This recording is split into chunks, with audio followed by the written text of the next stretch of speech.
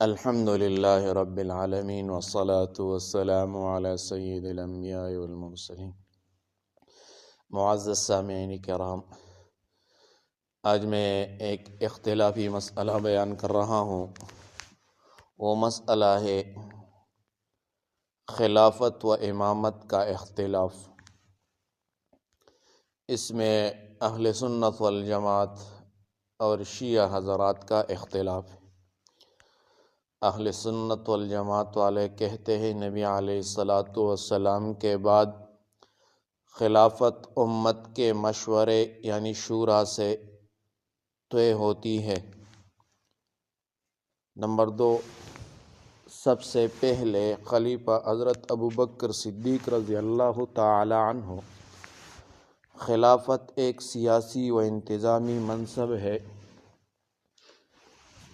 شیعہ حضرات کہتے ہیں نبی علیہ الصلاۃ والسلام کے بعد امامت اللہ کی طرف سے مقرر ہے۔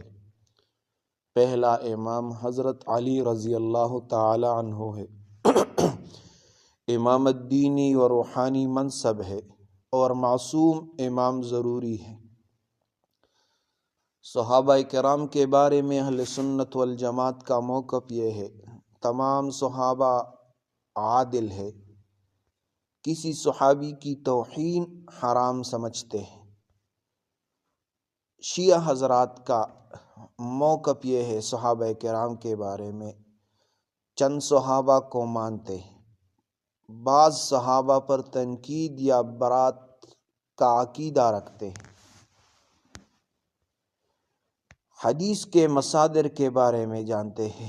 اہل سنت والجماعت کہتے ہیں حدیث تمام سکہ صحابہ سے قبول ہے۔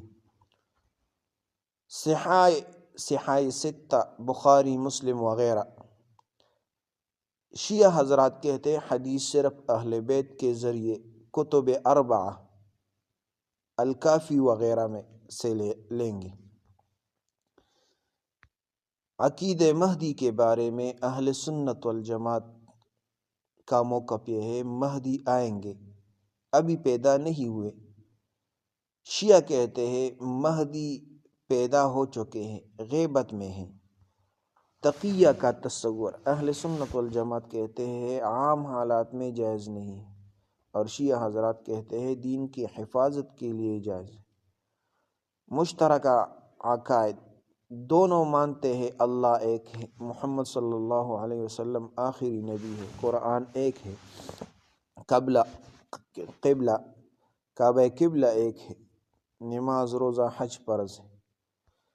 تو بھائیو، یہ جو شیعہ اور اہل سنت کا اختلاف ہے یہ ہم نے بیان کیا، یہ سن لے، دوسروں کے ساتھ شیئر کرے۔ جزاکم اللہ حسن۔